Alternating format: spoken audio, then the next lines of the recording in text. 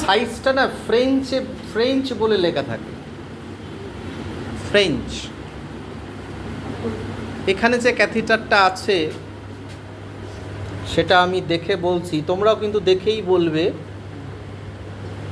সেটা হচ্ছে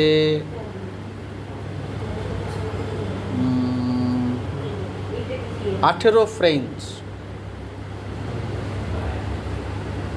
পরিষ্কার করে দেখা যাচ্ছে 18 ফ্রেঞ্চ।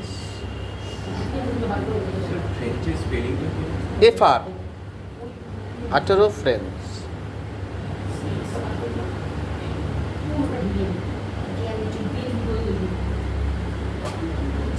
ফ্রেঞ্চ। এবারে আমরা কিন্তু গতবারে যখন এটা দেখেছি, ব্লাডার ওপেনিংগুলো এখানে দেখেছিলাম, পরিষ্কার করে দেখা যাচ্ছে এখানে ব্লাডার ওপেনিংগুলো যেটা দিয়ে ইউরিনটা পাস করে, কিন্তু তখন ব্লাডারটি আমরা ফোলাইনি। যেটি বেলুনটা মোটামুটি ব্লাডারের মধ্যেই ফোলানো অবস্থায় থাকে, সেই হিসাবে ওরা এই ক্যাথিটারটা কিন্তু ব্লাডারের বাইরে বেরোতে পারে না। ওই জন্য এটাকে ইনডুয়েলিং ক্যাথিটারও বলে।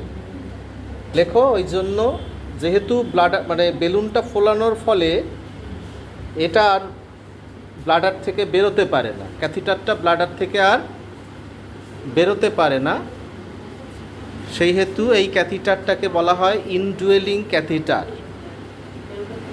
ইনডুয়েলিং ক্যাথিটারও বলা হয়। কেমন? এটা হচ্ছে ইউরোমিটার।